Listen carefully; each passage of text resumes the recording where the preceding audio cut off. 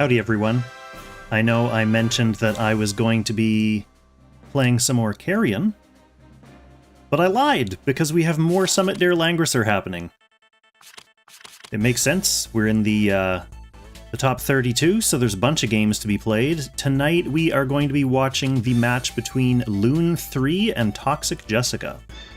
So let me very quickly let them know that I'm streaming. I mean, the game's already started, so they don't need the information as much as the rest of the TSdL server does. Apologies for the clicking and clacking.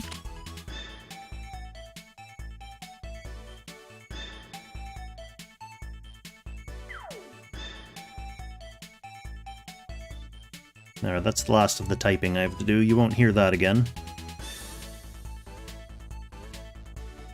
Unless you say something extremely compelling in chat, in which case maybe I'll have to type a dogger's emoji at you. Alright. Thank you 514 Diskette for the follow, by the way. I saw that follow at the end, very end of last stream, or just after. So let's jump right into the pick and ban here. We're well underway already, and from the looks of things, we have a fairly standard box for Lune's side. Extremely common-looking meta box here with the Oboro and Polyol as well. And Lune is getting first pick Rosen. The AO still out there, although both players have first pick Rosen, so the AO slightly less of a threat. And Lune also still has access to all three of their tanks, so no real pressing matter picking them quite yet.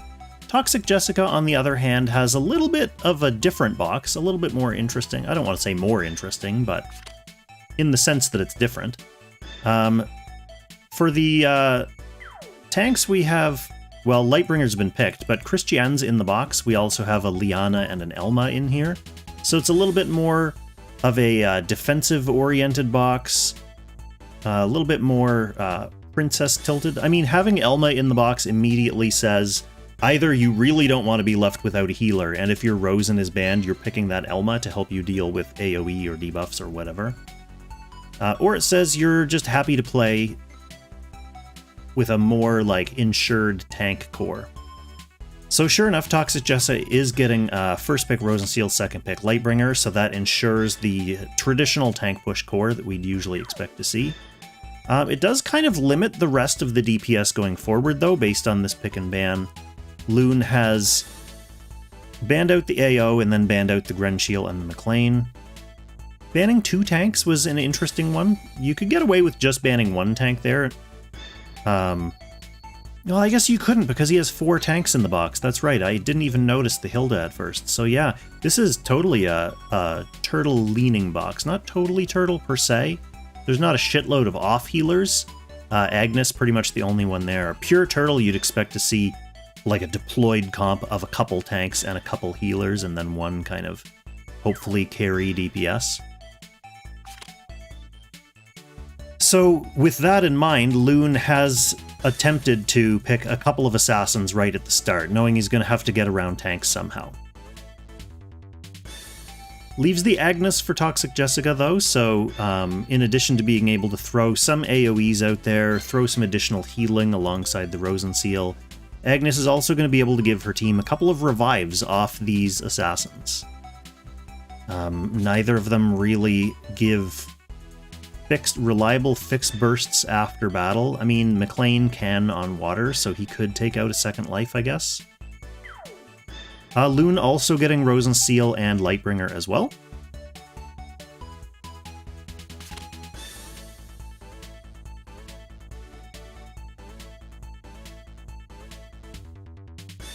Takes a little bit of the bite out of an Annie pick here if Toxic Jessica wants to go with Annie as their primary DPS here.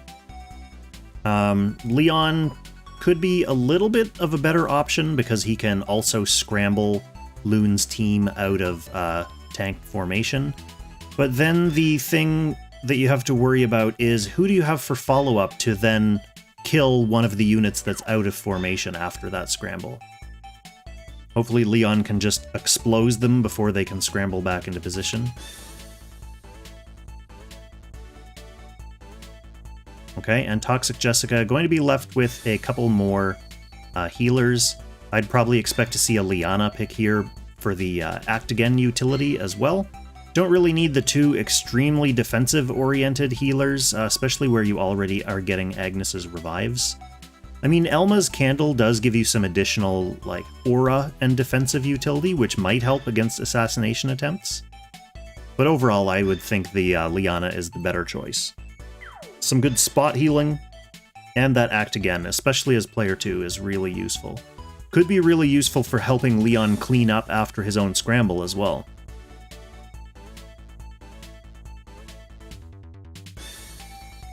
So I don't really expect to see, I mean, I know she was left till last pick, so really Lune is just going to be looking to get some kind of side utility out of this Polyol.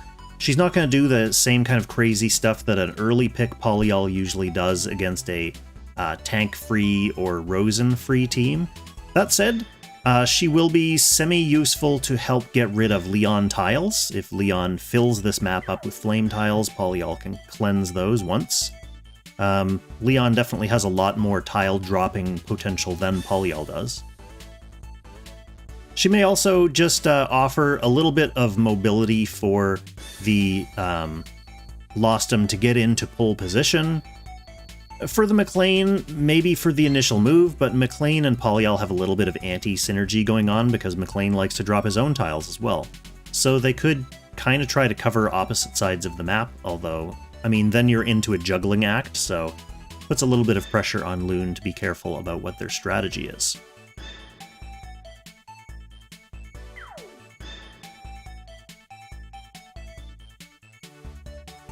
For their part, Toxic Jessica pretty much is just going to be looking to get into the middle, keep all their units nice and healthy and topped up with all that healing, and hope that Lune's assassins can't one-shot anyone. I mean, they literally can't one-shot anyone because of the Agnes, but let's see. This Liana, if she's fixed immune, the Agnes with Shrine Maidens, potentially fixed immune. And Leon does not bring Shiv. So he's going with the Cav buff, the AoE, and the Blue Dragon Strike. I think no Shiv is an interesting choice. For Toxic Jessica, maybe it kind of makes sense because they're going to be moving in slowly, so by the time Leon is ready to make his move, the teams are going to be kind of close enough that he's not going to need the extra range or the extra mobility anyway. Still, it is always nice to kind of pressure your opponent and zone out your opponent.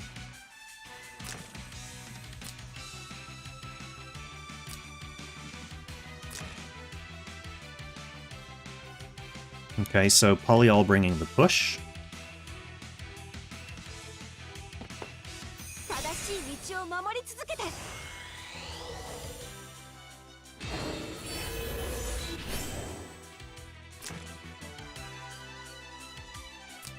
And we do have Faceless on this Lostum.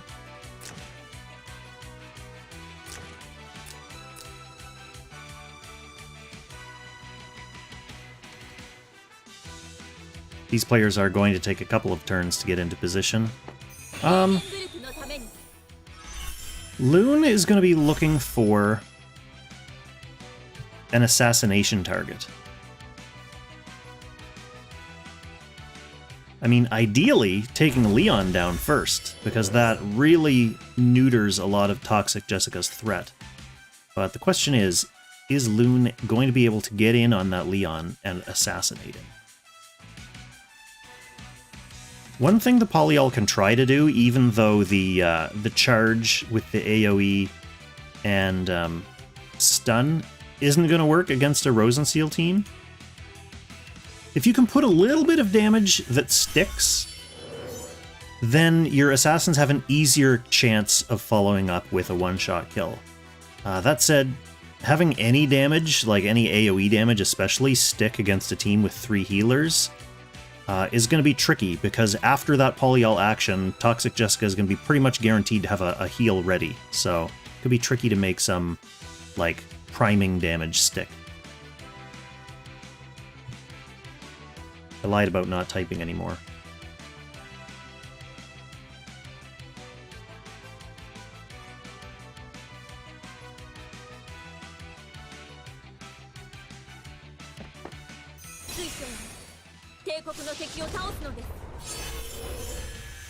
Dreadful Cobra, welcome to the chat. That was me bringing up Twitch. I didn't mean to neglect you from the start of the stream.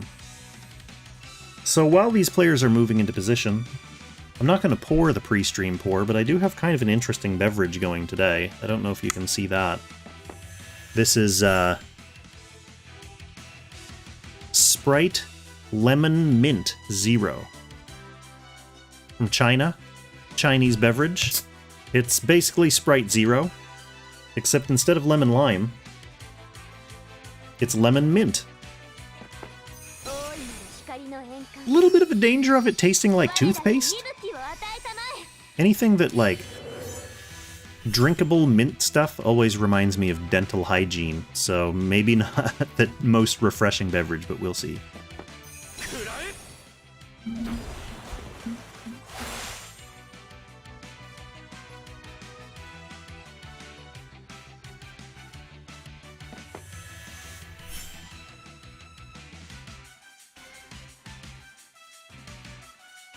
First impressions are that it is very spritey.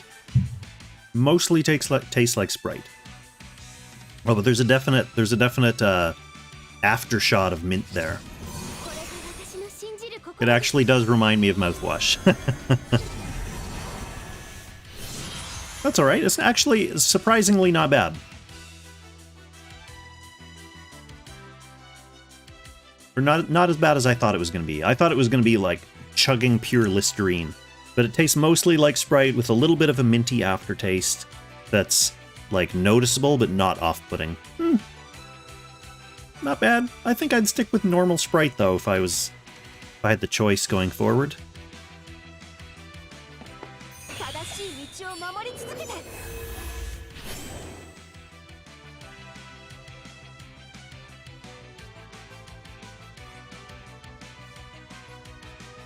Okay.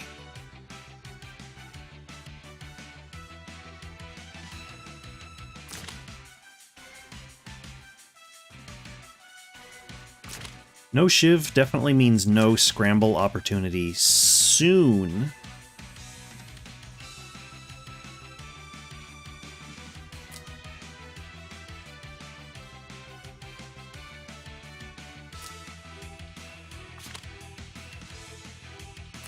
McLean can already reach Rosen if he wanted to make an assassination attempt on Rosen.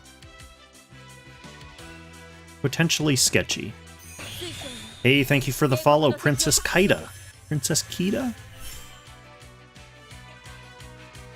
Welcome to the stream. Good to have you.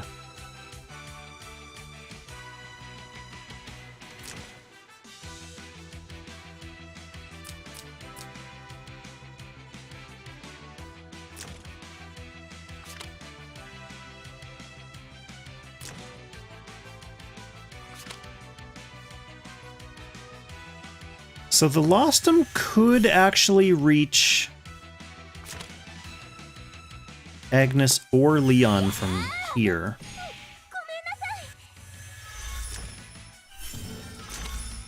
But Leon's on a tree there. And that is a nicely thick, werewolved up treed Leon. So I don't know if Lostum wants to risk that attempt with just Riposte. Might wait for a better opportunity.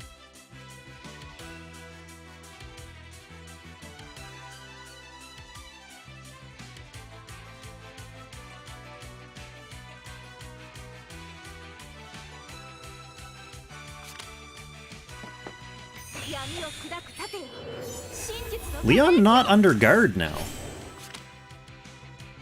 This potentially is bait. Leon can't be stunned because of Rosen stacks.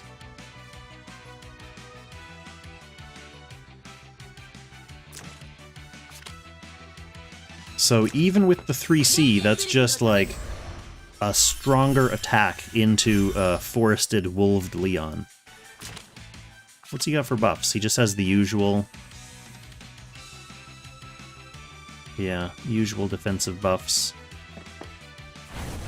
Okay, I guess not bait. He's now running back into guard range. I don't think Lostum gets that kill anyway.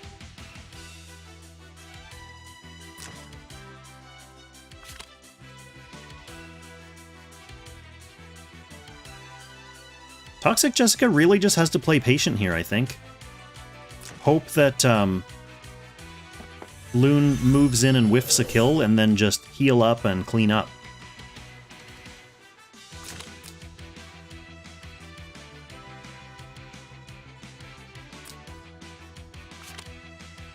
Oh, I better get animations back on. We like to see animations on the stream. I usually have them off for when I'm playing, because I like nice, quick, snappy action. Even most of the time I'm playing Apex, but for the stream it's nice to have the animations on. A little bit of extra juice.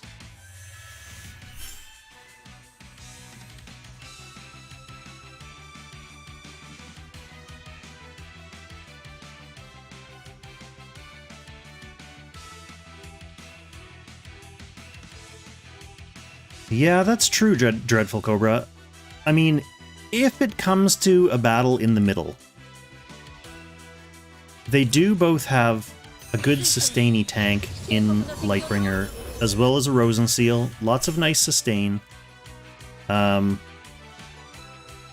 it just comes down to kind of who can pump out the most damage before turn 12. Or if you can get some weird kind of displacement going. Like, if this Leon can scramble you out of mid and then block you out. Or if Polly can push you out of mid and then block you out. I did notice that we have a couple of electric headgear buffs rocking around down here, so... yeah, Liana with the electric headgear, Agnes with the electric headgear. So it may be more difficult for Lune to push Toxic Jessica's team around as well.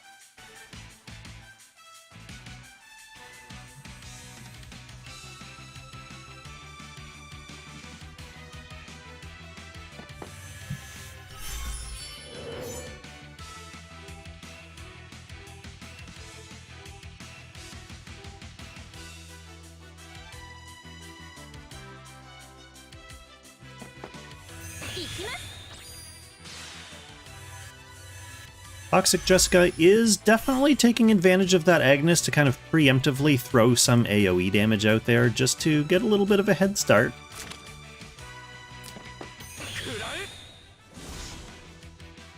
McLean responding in kind. Getting a breeze too, that's pretty nice. Rice Crew, welcome to the chat. Welcome back to the stream. We're just getting started with Lune 3 versus Toxic Jessica Game 1, so you haven't missed too much. Both players have been pretty much just feeling themselves out. Feeling each other out? That's not a lewd phrase.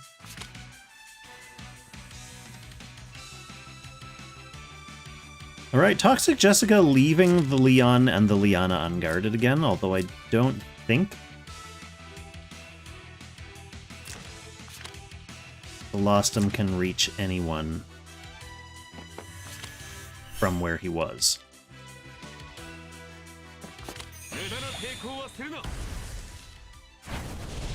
Alright, Leon actually just going ahead and using his AoE to clean up some of those water tiles.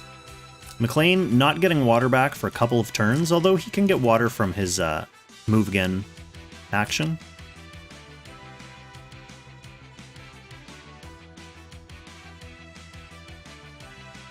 But one nice thing about all these flame tiles is it makes it a little bit more unappealing for Lune 3 to come in.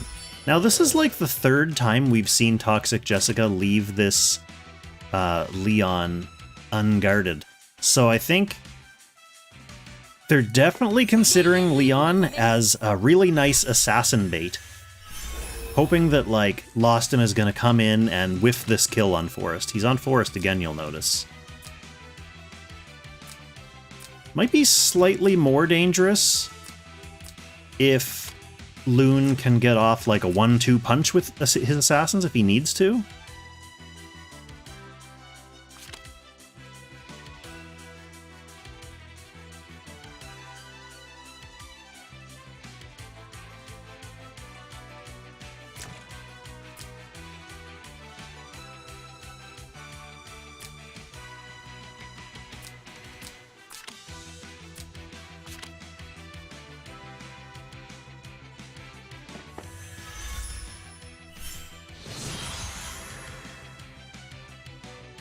Alright, let's see if Lune 3 is ready to open up and do anything. I don't think Lune needs to be in a rush to make a move precisely this turn.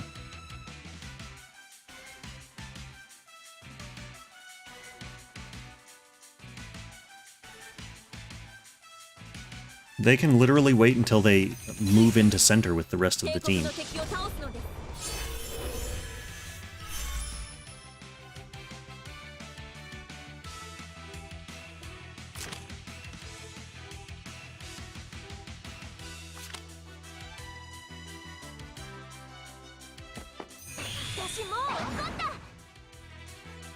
Sweep is literally just doing damage there. Not going to have any displacement. Also only using it on the one unit. Like, maybe that was to get her off 100% in the hopes of being able to assassinate her with someone, but like I said at the very start of this match, Toxic Jessica with 3 healers, it's going to be hard to keep... Like, it's going to be hard to prime units with damage like that. Even if you just, chip them off 100%, Toxic Jessica can just, easily follow up with some healing here.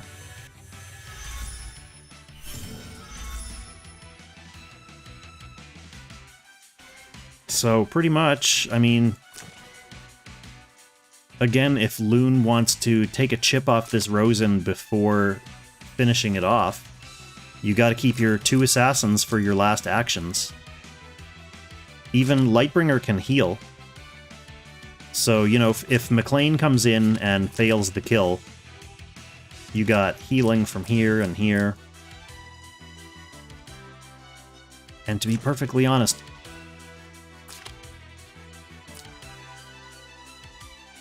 I don't know if these units kill from 100%. Miracle buff? What else do you have, McLean? So yeah, you have the attack buff, you have miracle buff. You're going to be on water because you'll be using the Tidal Surge. Just the miracle buff on the Lostum though, no attack buff, no native attack buff for him.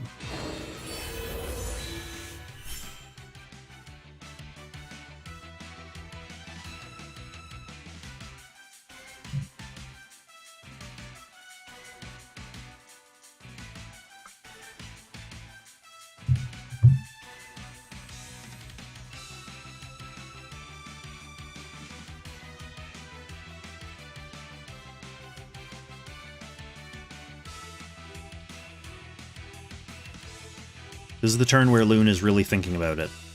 They've left their 2 assassins up. There is still that Liana. In addition to healing, I mean, she has Act Again, too, so very strong reactive formation for Toxic Jessica's side.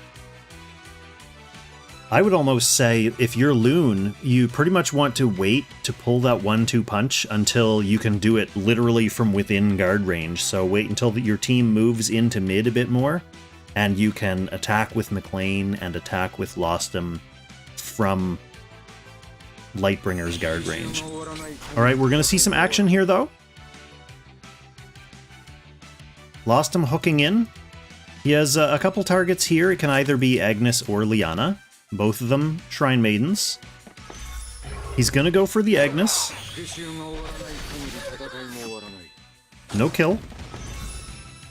So from there, he's able to hook back to guard. That's fine. That gives him a little bit of information, too. It kind of lets him know what his kill thresholds look like. She had way more defense than Liana.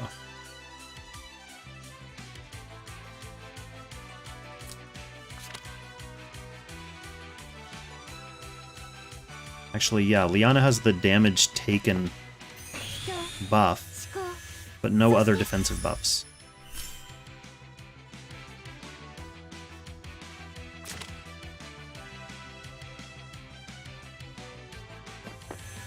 McLean wouldn't be able to retreat back to guard range, so he is not going to be making a move this turn. Okay, here we have the scramble.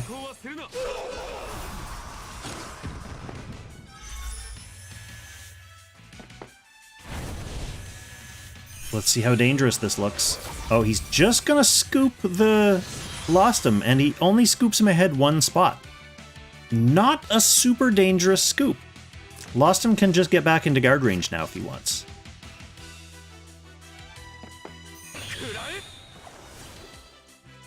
Instead, it looks like we're going for an assassination attempt on Leon, since he is injured and he's not on defensive terrain. Strike while the iron is hot, so they say. Oh, barely gets the kill, but he does get it. So Leon takes one of the Agnes revives. Oh, but then he gets that water spike afterwards, and that cleans the revive off. Leon's off the map. So an excellent seizing of the opportunity from Lune's side. Risks the Lost him by leaving him outside of guard range, but the Lightbringer is not enough to finish him off, and now Lune's able to move his own Lightbringer into the middle, securing the rest of the team, and Toxic Jessica already knows that without their only DPS, the rest of that match is not looking so good. So I think the result of that one largely came from kind of an inopportune scoop from Leon there. Ideally, you want to do that, you want to inflict way more disruption on the enemy team than pulling one unit. And admittedly, it was kind of a bad scoop because it left Lost him, like, really close back to his team.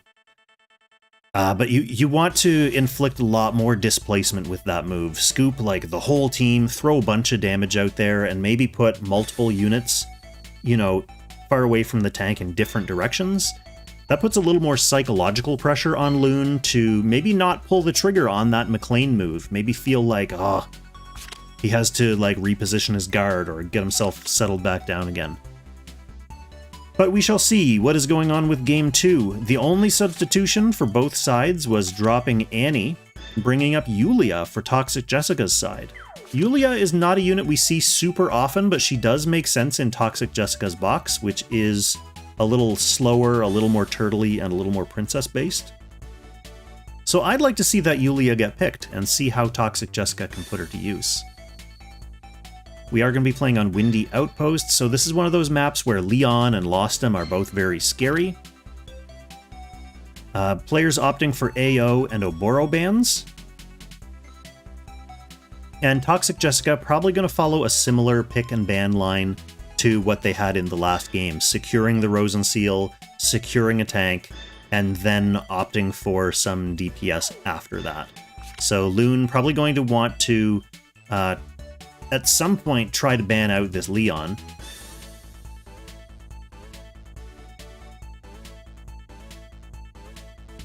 Although if both players are going to play fairly slowly, I don't think we'll necessarily be seeing a huge, like, turn 1 Leon rush or anything like that either.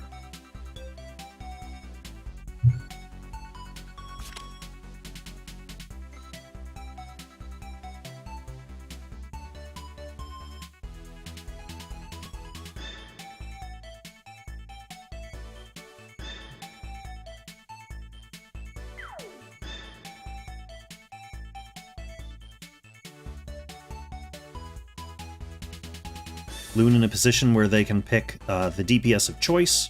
They're not being pressured on a tank selection quite yet.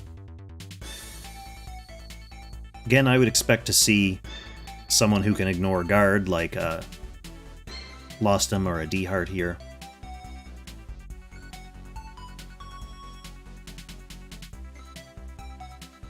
You know you're going to be facing a tank team potentially with that Agnes again, but D-Heart can do what we saw in the last game and take out both the initial life and the Agnes revive with his Arcane Battle Garb or Sneak Attack or what have you. So getting the Lostum and Toxic Jessica astutely banning out that D-Heart now.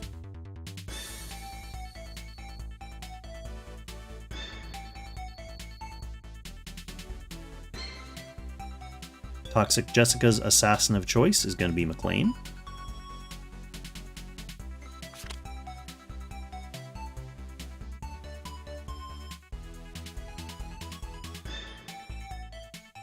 Lune banning out the Gintoki and the Z2.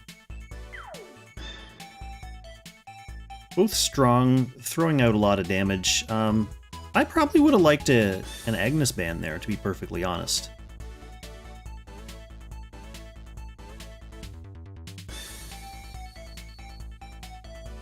And for a mid-pick AO into a Rosen and tank comp, I would probably expect to see this bring Teleport and look for an interesting play to make with your assassin. I mean, Lostum already has a lot of mobility options on this map anyway.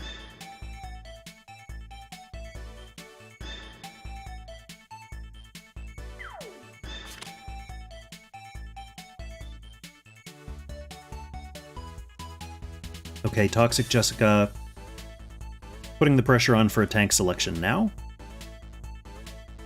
Banning out the Hilda. Leaving Lune with either the Lightbringer or the Landius. And always potentially hoping that the opponent isn't going to notice that one of the tanks was banned and leave the other ones up for ban. Okay, so Toxic Jessica gets a couple of nice DPS here. More DPS than last game, which is good.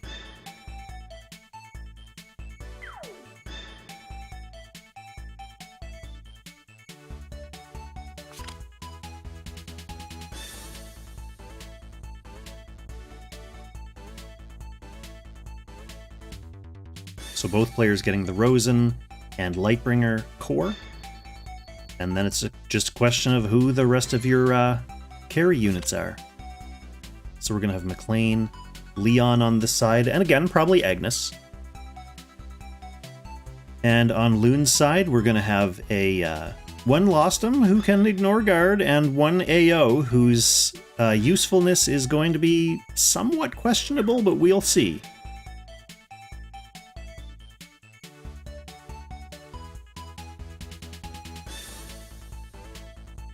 And an Annie as well. So a couple of units who don't traditionally fare super well into a tank and healer. Lune might end up in the position where they basically have to try to magic hammer down Toxic Jessica's Lightbringer, which is not super ideal.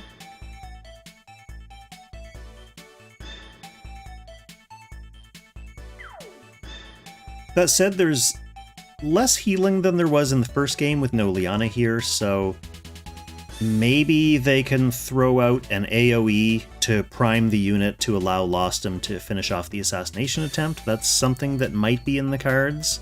A little bit of a risk.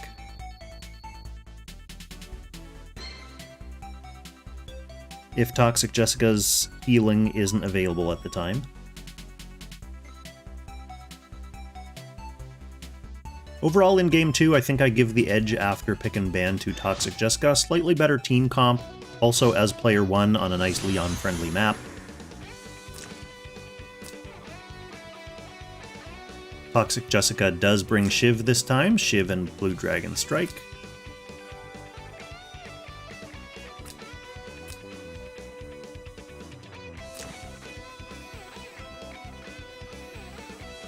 Interesting bringing the 2-guard ignore skills on McLean instead of all the water tiles. Probably doesn't want to interfere with Leon's tiles.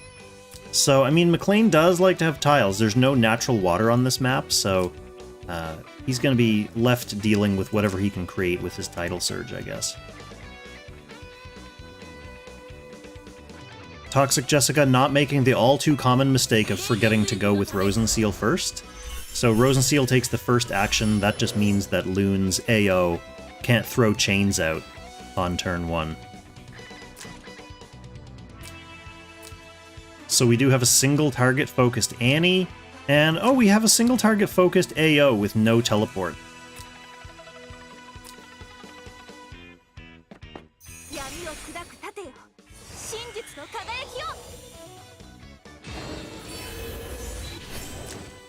And this Leon, not looking to make any huge early turn rush plays, didn't bring Mech Knights, just going with the werewolves instead.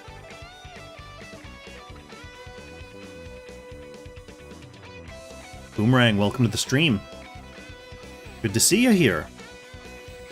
Fellow guildmate, fellow streamer, the Boomer.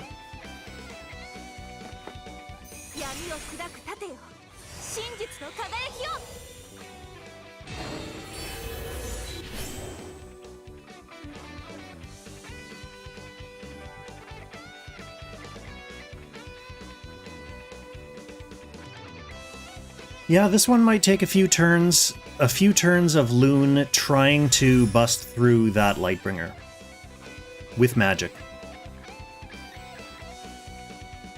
The Batwings, not really going to be bringing the best utility for AO because their little troop debuff isn't going to go through Rose and Seal. So, I mean, I guess the Batwings will strip off one of her stacks.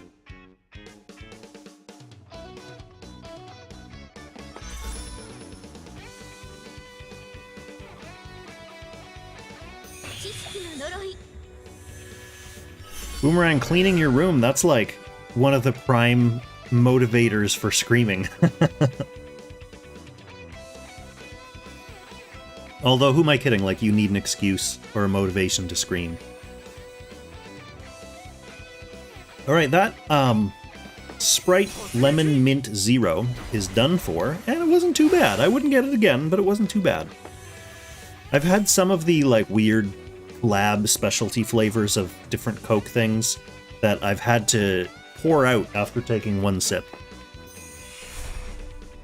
Fortunately, that wasn't one of those.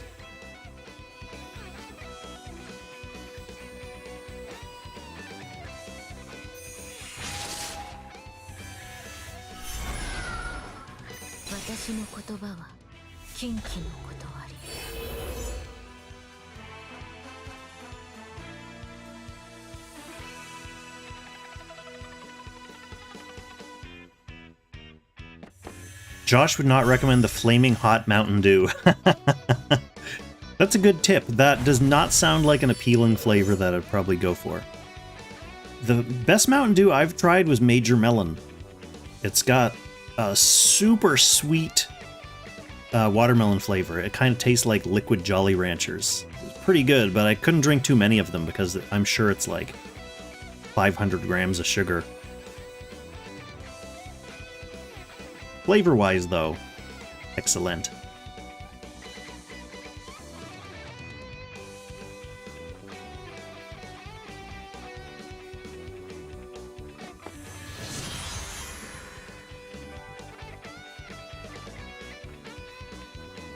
This is interesting positioning for this portal, too. I mean, I guess the only person who's really going to make use of it is going to be, well, the Annie to do nothing with one of her single target spells. The Lostum could have also made use of it if he couldn't, like, rush in and then hook all the way back. He could hook to the portal and then teleport back. But this is not in a hookable position right now.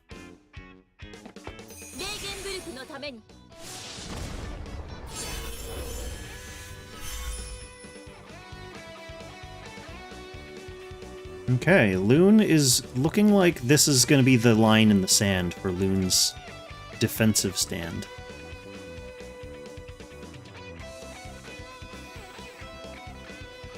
So let's see if he does try to take one shot with this Annie and see what'll happen.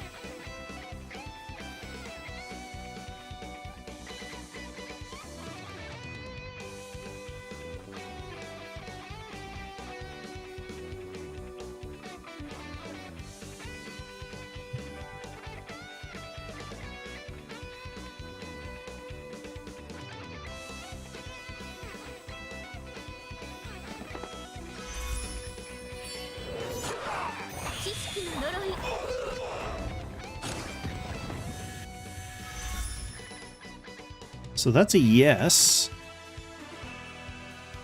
No scratch on Lightbringer. Guardian Infantry got a little bit of that nice Rose and Seal healing afterwards. I mean, I guess you can follow up with the AO, because she can teleport back to guard range with her single target.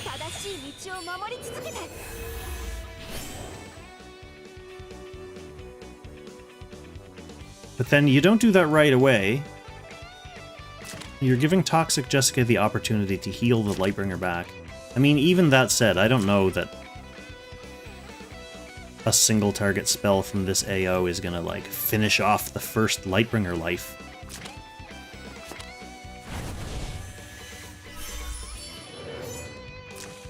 It's harder to try that now, though, without that Leon there as a nice little target for your action. I guess you can teleport back to this.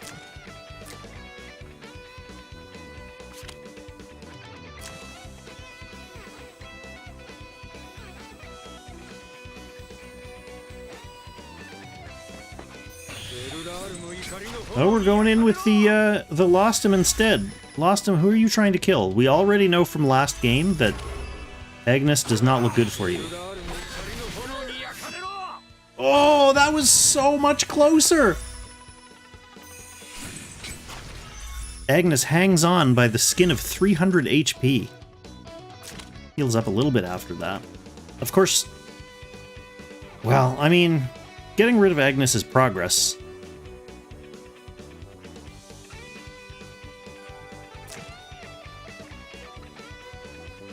This is why, to be honest, I thought that these mages would have brought pure AoE so that they could dump out an AoE first and give Lostum a little bit of an extra boosted opportunity there.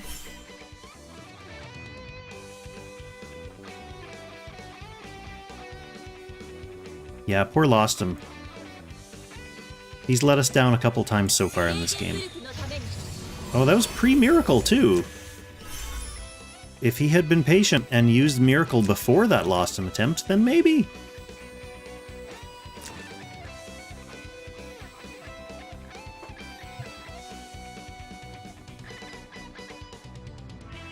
Maybe Lune was not patient enough to wait for the Miracle there because Toxic Jessica only had the McLean and the Agnes actions left, and they might have thought that Toxic Jessica would use that opportunity to move Agnes out of Lostum range. So Lune gets miracled, and then Toxic Jessica removes the Agnes, and then the Lostum can't do anything. Maybe that was their worry.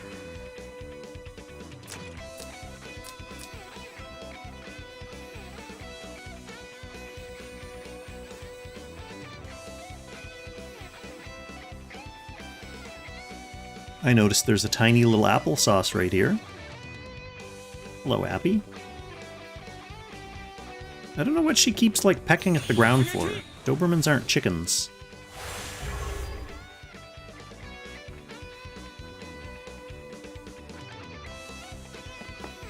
Actually, that's probably right, Valabar. The only reason Lostum came close enough, or as close as he did there, was because he launched that attack from Forest in this game. That's definitely a worthy trade. McLean, easy kill on that Annie. McLean loses his first life, but he's alright to come back. Actually, he's out of guard range right now, so Lune could potentially finish him off with this AO. All he has left is his Agnes revive, not a real one.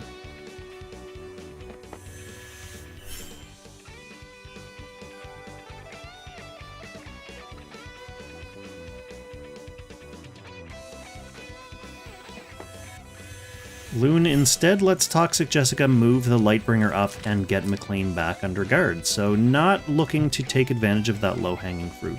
Maybe Lune thought that they couldn't 100% secure the kill, although he's not at 100%, so if it's on last rites, he doesn't have that activated. I would think that an AO 3C would finish that off. Unless Lune has other plans for the 3C and wants to use it for another reason.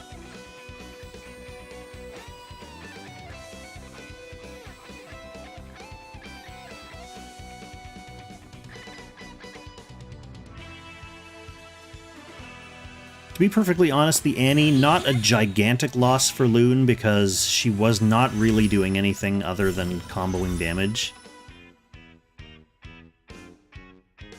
At this point, Lune's win con is really just going to be Lostom has to kill something.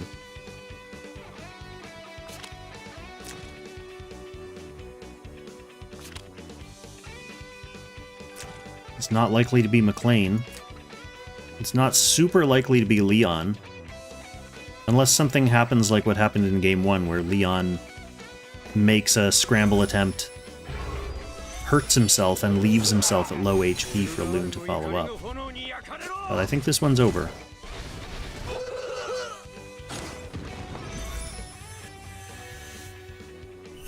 So lost him 3C'ing there, hoping to kind of bring Lightbringer down, but she can just get healed.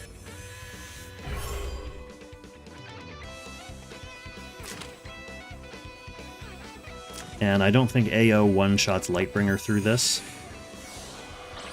This is going to be an AoE on multiple units, so spreading those meteors around really thin just puts a little bit of damage on a bunch of units, and they can all heal up from Rose and Seal fairly easily.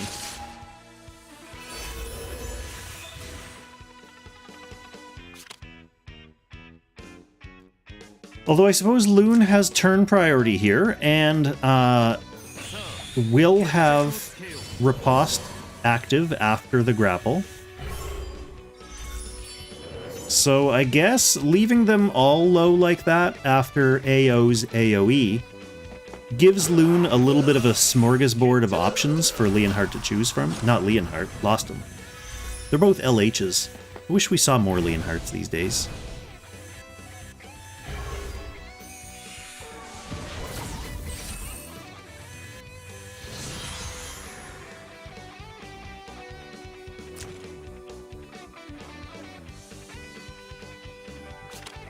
So he could grapple within Rosen Aura range to get a little bit of healing, and then make an assassination attempt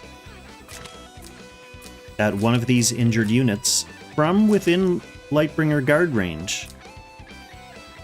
Let's see if Lune wants to go for the more aggressive option. No. Just gonna go with a little discipline on Leon. I mean, Leon was hanging out of guard range, but he was on a nice juicy tower there, and I don't think Lightbringer ever finishes that kill. So Leon can just move back to guard if he wants. He can also stay there out of guard, get some group healing from Rosen to take some of these other juicy targets for Lostom off the table.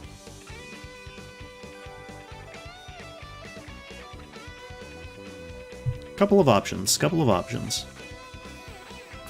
If he does move back to guard range, he's going to get some incidental healing from himself and from moving back into Rosen Aura.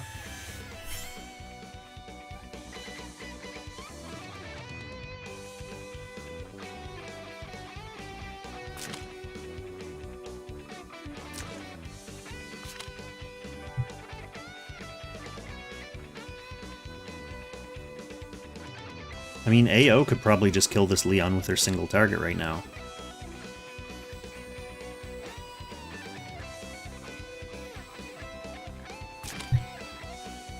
He has one of his assassination skills up.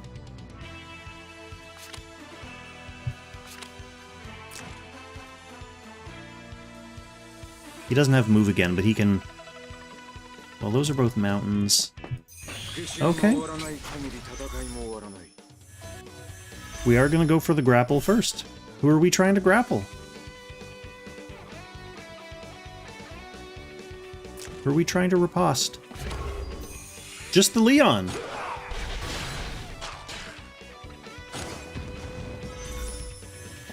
I honestly would have used AO for that and kept Lostom's action for trying to assassinate one of these other backline units.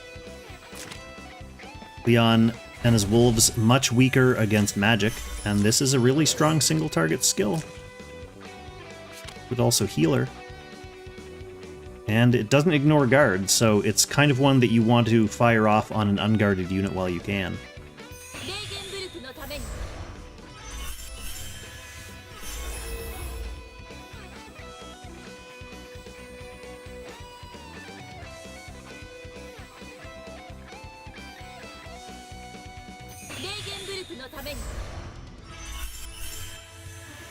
Yeah, Jack, these players all advanced from the group stage. We didn't really stream or cover any of the like round-robin group stages, but this is the elimination phase, so everyone who made it out of the groups gets an elimination match.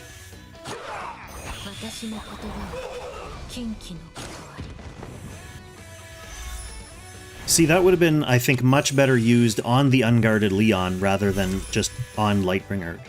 You're going to have a hard time chipping through a big, thick Guardian Infantry Lightbringer with pure magic attacks. So just a couple of little turn order suggestions that if it were me, I would have tried out. You can either use Lostum's turn to sneak in and try to assassinate.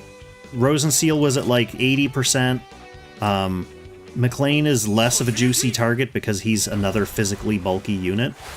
But with the Leon out of guard range, if I was going to try to kill him, I would have done it with AO rather than Lostum. Doesn't mean the kill was guaranteed either. It's just what I would have tried as far as turn order. So now we have a largely tapped out AO. Lostum still has his riposte, but he has no hook right now. The rest of Toxic Jessica's team is fairly healthy, so there's no one who's even kind of low-hanging fruit for an assassination attempt. Lune has less capability of dragging them down below 100% to put them in that prime killin' range for Lostum.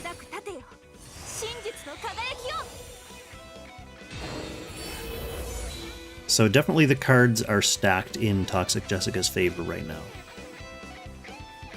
And Jessica would have to, I think, make a pretty big mistake to lose this at this point.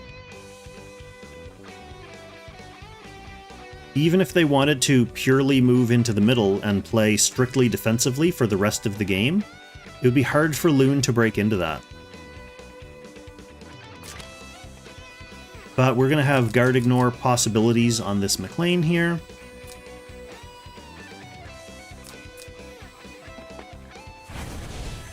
So even playing patiently, Toxic Jessica is going to be able to try to get a pick on the Lostum, for example. Once that Lostum's dead, the game's fully over.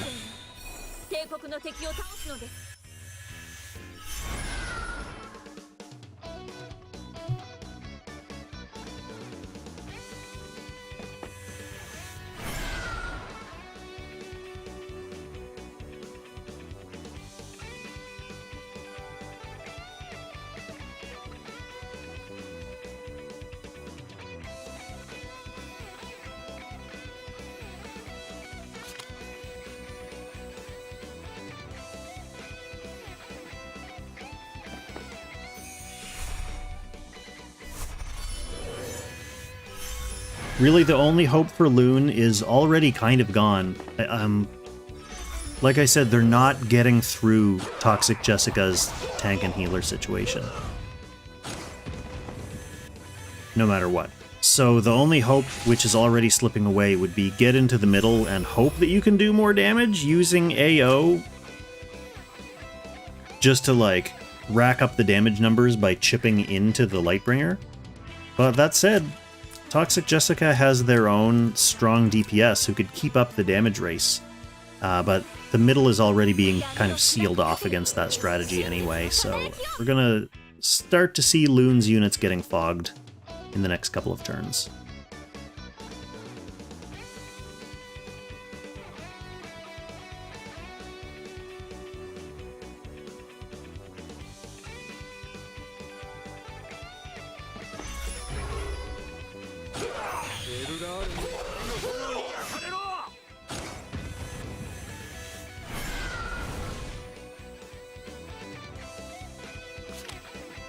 Not enough damage to one-shot the McLean. And we got a couple healers waiting. Although I guess this Rosenseal's skills are down. That's one thing I guess you can kind of take advantage of. Although he has no guard ignore left right now. So even if there was no healing for the next 2 turns, Lune can't do anything to this weakened McLean.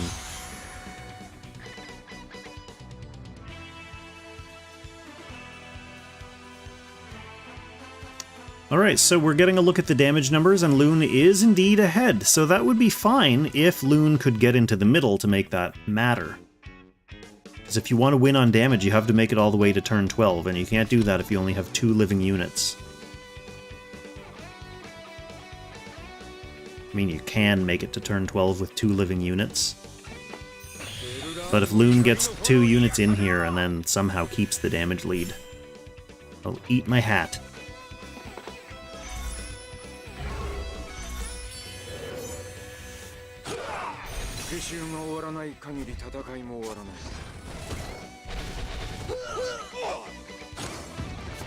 Yeah, okay, so Lune wanted to test out all of the different possibilities for damage dealing there. They wanted to see what the 3C could do, like what the damage would look like on that injured Lightbringer. Unfortunately, didn't look that great. Lightbringer still hardly survived, so as the game goes on and Lightbringer heals back up to full, Lune knew that they had no weapons left. Moving on to game 3, so we've got an interesting one here. 1 game each so far. The last couple games we've watched have been sweeps.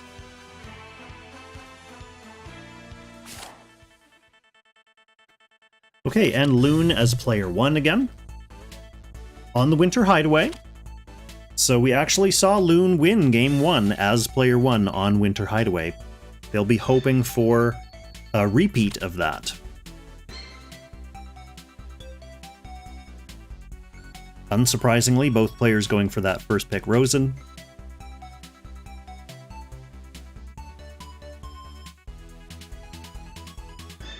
Toxic Jessica really hates Oboro, does not want to see Oboro on the field.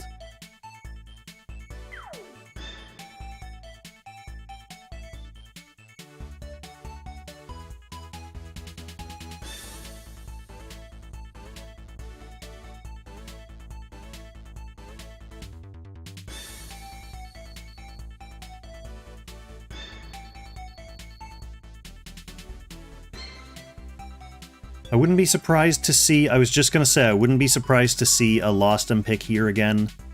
I don't know if, so we're going to see D-Heart getting banned here for sure, which will leave Lune, once again, with only Lostum as the guard-ignoring unit du jour. I don't know if Lune doesn't have faith in their D-Heart. Maybe it's not super well built or super stacked, or like, he's failed a lot of kills in practice. But we've seen Lune go with the Lostum over the D-Heart, over pretty much any other guard ignore DPS, pretty much every time. So it's going to be another difficult to crack tank and healer core versus what looks like only a Lostum as a guard ignoring DPS, so Lune is going to have to try something else. I mean, the Landius has been banned, so we know they have to pick their tank on this turn. That gives Toxic Jessica the opportunity to ban out a couple more scary DPS, probably Gintoki and Zed2, based on their previous ban patterns. We also know that most of Toxic Jessica's team is going to be immune to displacement, so honestly, I would probably prefer, like, Annie and AO are both relatively useless against Toxic Jessica's box. I'd really like to see Leon get picked here. Kind of one of the only things Lune can really do at this point is gamble on Leon Scramble. Gamble on the Scramble. Hashtag gamble on the Scramble. It is one of the main Leon strats. And it often does not go well. Sometimes in the rare cases, the Scramble does go well and you can pick off a unit and that's enough to win the game. But without that Leon, like, none of these other units are super compelling in terms of contributing to Lune's win con.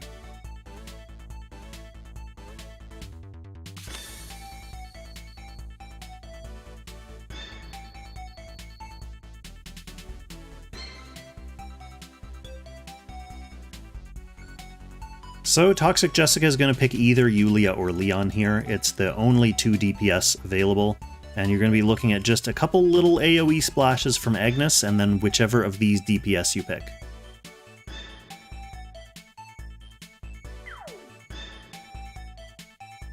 Demas AP, yo, welcome to the stream. Good to have you here.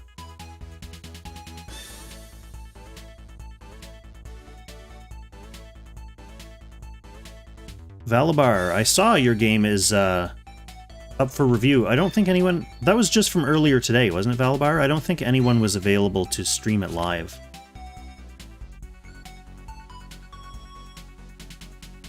It is currently midnight here where I'm sitting, at this exact spot, midnight.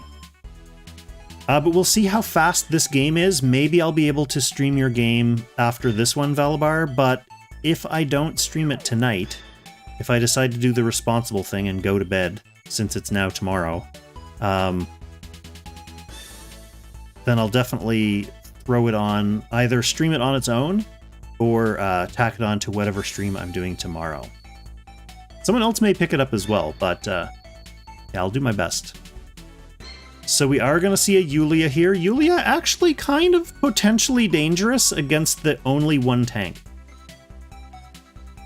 And then going for the Elma instead of the Liana this time. I still think Liana would have been a stronger pick there just because Act Again is so OP.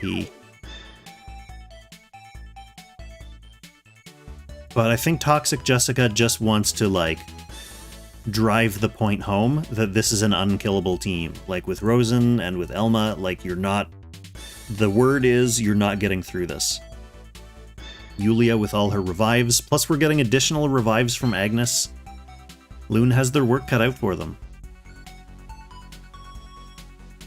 Last pick AO is okay if you can make better use of her abilities on unguarded units. I'd like to see, that would be something I'd like to see Lune do a little bit better in this game. So if you can get a good scramble with Leon, and you put someone out of position that AO can then finish off, either with her 3C or her single target, like super custom spell, that could be a potential good use for an AO against a team that you literally can't debuff.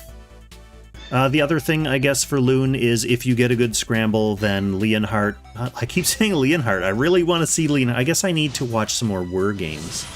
I don't know, does Whir still even play Leonhardt in his box? Either way, you get a good scramble, and then Lostum can potentially also follow up. So right away, we're seeing an interesting change from Lune's side, changing the Guard Ignore skill to be the custom one, and also putting Sandseas on instead of Faceless. That is going to limit his range a little bit, but it'll give him a little bit more boom. What else do we got here? We still went with the Batwings, even though their debuff will do nothing. And we didn't even bring the little, like, portal cooldown maneuver, so... I mean, I guess figuring that you're not going to be able to displace the enemy units, or you just wanted more DPS, so, like, her skills are never on cooldown, but having her little swap helps you speed up the cooldown of your other skills. So it's a choice, we'll see how it works out. And then we've got a 3C and Shiv Leon with Angels.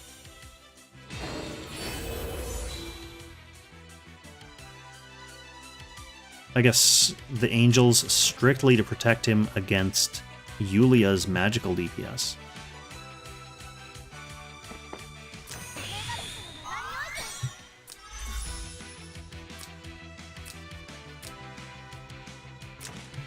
Oh, we even have the 3C on Rosenseal, so we've got total healer overkill on Toxic Jessica's side.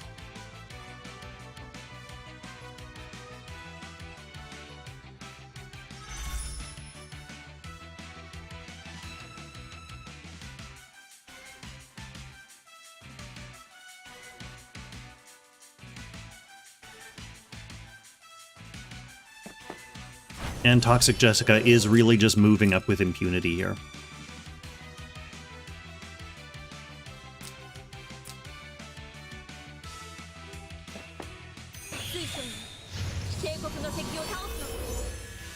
Throwing the Miracle out right away, turn 1. So everyone getting all nicely healed and buffed. Look at that.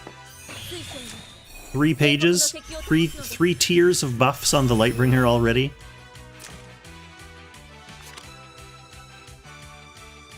I guess one of them's a debuff.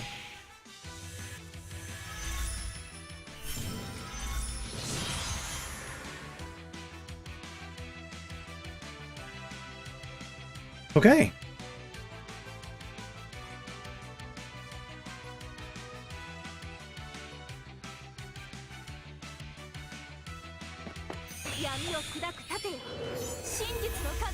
Toxic Yulia, yes. I think the advantage in this match is on Toxic Jessica's side.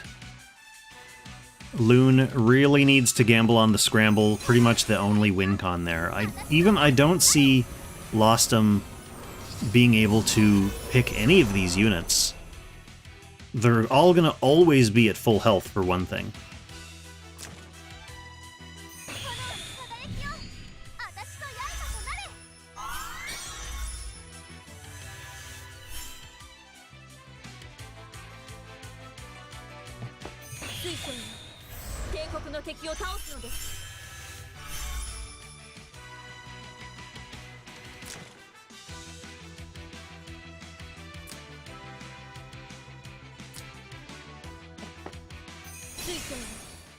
The preemptive 3C popping too.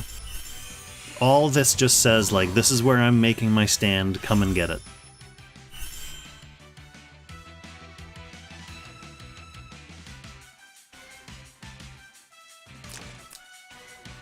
Once you get in tight with Yulia, though, Josh, it can be tricky. I mean, I guess really Toxic Jessica would be relying on only Yulia to get through the Lightbringer, but she could shut down, although no, would her Godly Menace work to shut down Lightbringer? Not with Rosenseal there. So yeah, she would basically just have to be chipping damage at Lightbringer the whole game. Yeah, if Lune can get into the middle and stay safe, then he could definitely throw out enough damage at this Toxic Jessica. It would all be healed back up, but you're looking at a 12-turn game. You're looking at one of those games that brings me closer to like 1 o'clock a.m. bedtime, and apologies to Valabar. But, I mean, if it's a path to victory, you gotta do what you gotta do, right?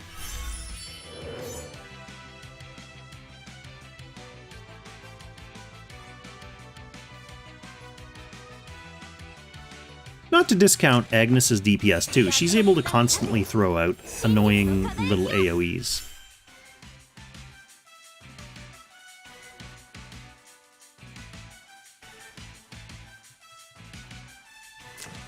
Would it work? Does Godly Menace ignore immunity?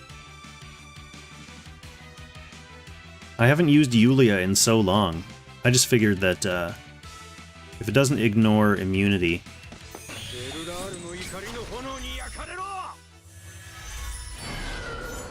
Oh, it is an aura. I thought it went on the unit. Okay, well that's something. That's something that makes the turtle up in the middle plan a little bit more difficult for Lune.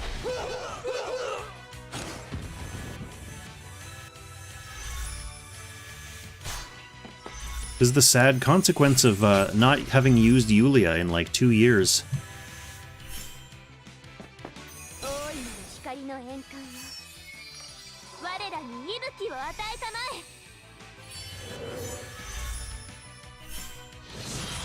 Oh, the Dobermans are in action. I hear them in the backyard. Must be their bedtime, and they're unhappy about it.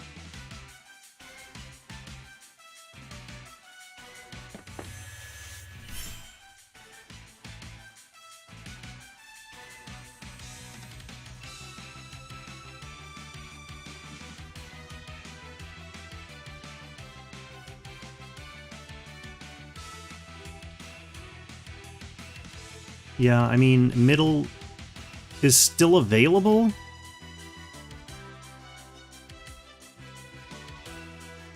But with Lightbringer back here at the start of the turn, it doesn't really give them much opportunity to move the rest of their units in.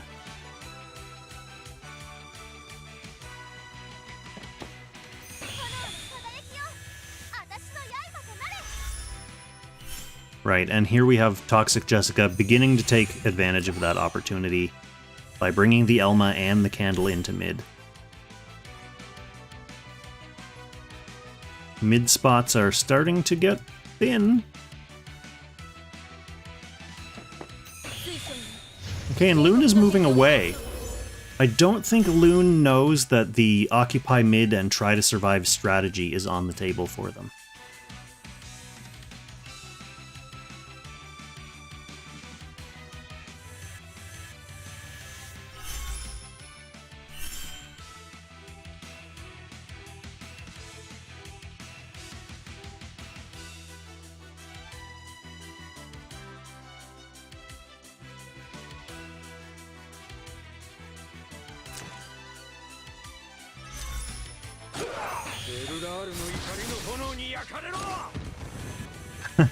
Well, at least Lostom gets a kill.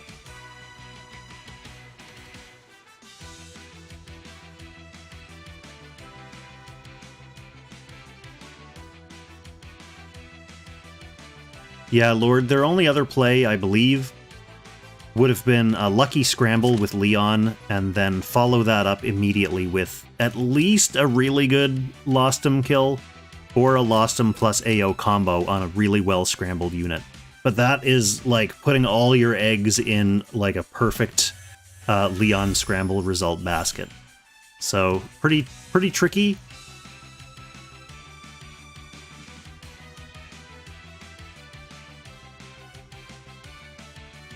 Mid definitely more reliable, except we've seen a tendency for both of these players in the last couple games to not really commit to charging mid. Toxic Jessica has had a little bit more of an advantage over all 3 games in terms of like claiming territory.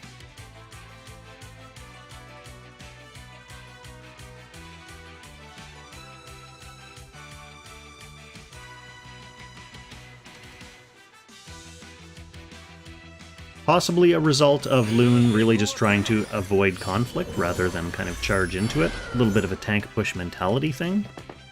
Alright, let's see if we get a lucky scramble here.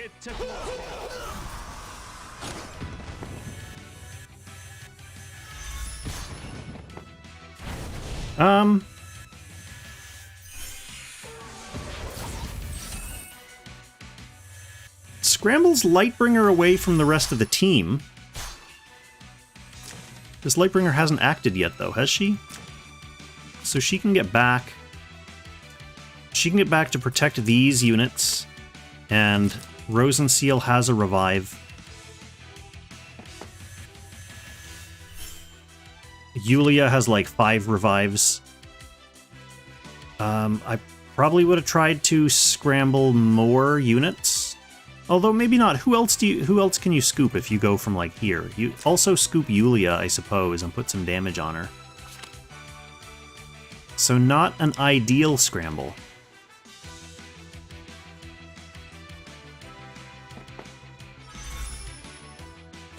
Oh, it's a Thorns with Drop Near and obliterates the AO with reflect damage. Oh no.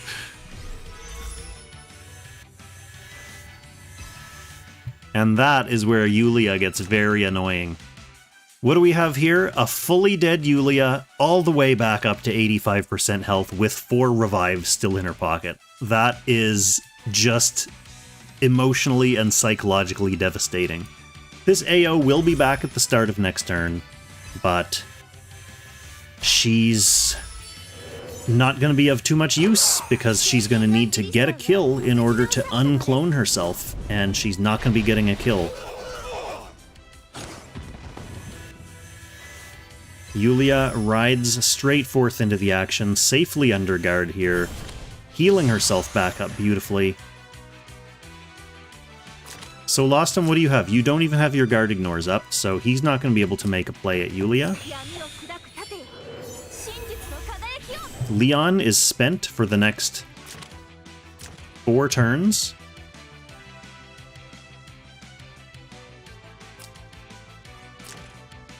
This AO clone does have access to single target and AoE, but AoE's not going to do anything against this comp, and single target, everything is guarded or revived, so this clone is not uncloning herself. Unfortunately, after that scramble, honestly, I think the game was over at the scramble. I don't think the AO versus Yulia interaction could have gone any way that was favorable to Lune. And I don't think there's anything left in the tank. I think Toxic Jessica just rides this one out to victory now.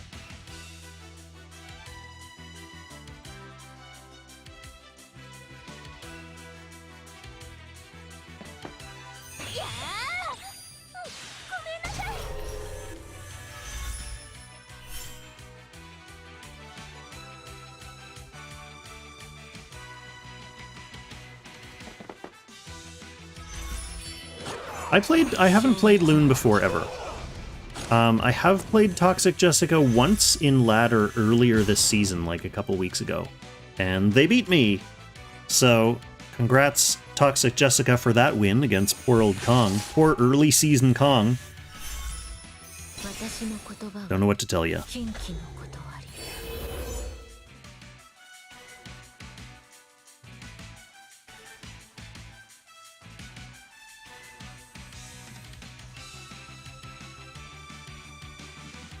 Yeah, and the occupying mid and trying to stay alive, that ship has sailed. This Yulia just extra brazen, running right into the team, knowing that she can heal up, knowing that she has her tasty revives.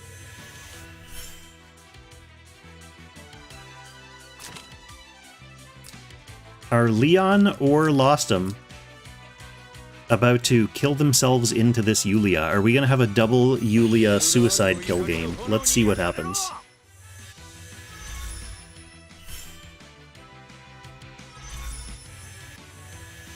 Everyone would love the opportunity to beat Kong, Toledo, but not everyone beats Kong, that's for sure.